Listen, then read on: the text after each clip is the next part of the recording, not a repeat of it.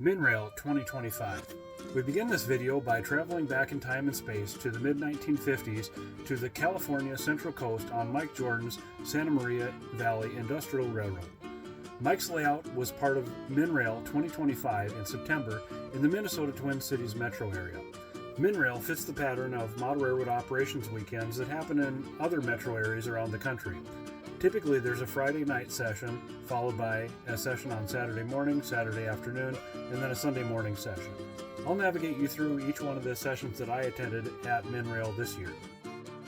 Black Hills and Eastern Railroad, from the plains of the Sioux Empire to the heart of the hills.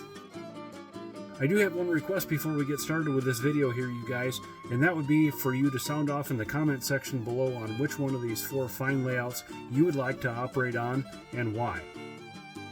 Mike's HO scale layout depicts Santa Maria Valley Industrial Railroad's operations featuring produce movements in the California Central Coast region. We operated with Mike on Friday night. Other commodities are handled as well, but produce is the main deal. One job is dedicated to preparing and loading refrigerator cars. Sometimes a produce broker will break in and on demand, seemingly at random, that 2 cars of lettuce are needed and they needed to be dug out at priority speed. I ran a footboard yardmaster job on another part of the layout that featured a small amount of local switching. I was happy to make up and break down trains for the other guys that came through. Mike makes use of mostly period Southern Pacific power for his Santa Maria Valley Industrial Railroad, as the prototype short line used a half a dozen GE 70-ton switchers. There is currently a mass-produced plastic GE 70-tonner on the HO scale market, but Mike hasn't found a way to make it operate well enough to be reliable for his railroad. The personal thing that stood out about this layout to me is that it really closed the loop for me with the Santa Maria Valley Industrial Railroad.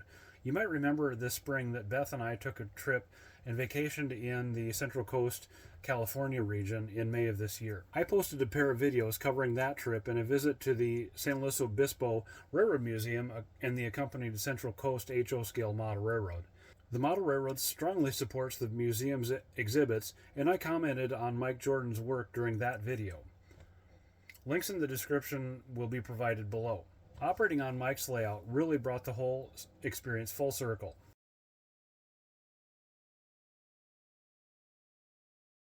On Saturday morning, we traveled back to central Minnesota in the year 1973 and operated on John McKenzie's HO scale Burlington Northern Minnesota Division Railroad.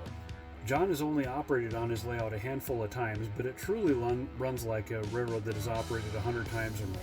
John and his wife are super accommodating and want everyone to have a good time. I ran the Sioux 4014, a GP9 on a turn job, which even though is not officially a Burlington Northern job, it was a ton of fun. I got to run a couple other trains, including this off-the-hook ore train, headed by a couple of vintage U-boats. The taconite cars are 3D printed. John custom painted and decaled these cars. He figures he has about 120 man-hours into this train. I'm a little incredulous that he let me run it. Beautiful train, John. Also, it's really neat to have something that nobody else has. With John and I both being Burlington Northern guys, I especially like his flair for early Burlington Northern Rainbow-era equipment, with pre-merger paint schemes from the hill lines being common on his layout. John's Friends of Burlington Northern car made an appearance.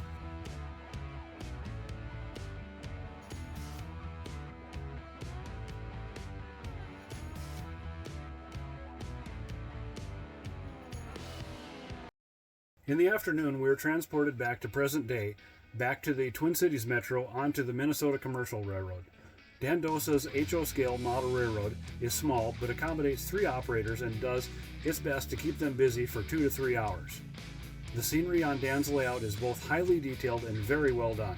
Minnesota Commercial's fleet of vintage Alco, MLW, and GE power adds to the fun. On one part of the layout, which closely follows the prototype, depicts room for exactly 1 freight car and 1 engine.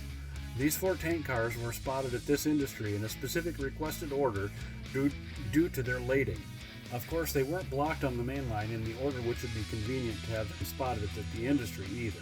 Dan makes a special point to make his operators both comfortable and productive. Dan also makes use of the Iowa Skilled Engineering Proto Throttle. I didn't get to use his Proto Throttle, but I would like to try at some point. Dan makes use of switch lists to direct car movement on his HO scale model railroad. I did hear Dan mention that he considers the layout done. It is very small, but it is very well done. Congratulations, Dan. On Sunday morning, we were transported in time and place back to the opening days of World War II on the Minnesota Iron Range.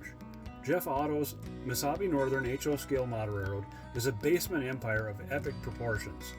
During a full operating session, Jeff can accommodate up to 30 operators. We had 10 to 12 from Minn-Rail, plus some helpers. We drew numbers for seniority and primarily only operated DMIR traffic surrounding Duluth, Minnesota. I drew a job which operates out of East Proctor. This job is both the east yard trim job and operates a road job that takes loads down the Proctor Hill and out onto the ore docks next to downtown Duluth, Minnesota. The same job picks up a dock switch engine which does the final positioning of the ore cars. They dump from their bottoms into the pockets in the ore dock. When the pockets are full, the ore is dumped into a waiting freighter on Lake Superior. In this case, the boat waiting is the William A. Irvin, which is preserved in Duluth. The ore is then transported across the Great Lakes to mills and other shipping points for steel production. Once again, if I could play you that Gordon Lightfoot song right now, I would. But alas, the incident that caused that song to be written happened to be close to 4 decades after this model railroad is depicted. At the conclusion of the session at Otto's, the Sioux Falls delegation stood for a picture next to the Duluth ore docks. Overall, this was a weekend filled with railroad operating fun and social chatter. It is a chance to exchange ideas and renew old friendships and explore new ones. We operated with guys as far away as New York City and Phoenix, Arizona. A few Minn-Rails ago, we even had our friend Brad with us from Australia. Once again, a very special thank you to weekend organizers Joe and Rich, and all the layout owners that opened their homes and layouts to us as operators. We thank you and our hats off to you. There are so many other excellent layouts involved with this weekend that we didn't get to see or operate on. It really is a shame, but there will be more weekends. Here's where we're going to pull the pin, guys. Thank you for watching.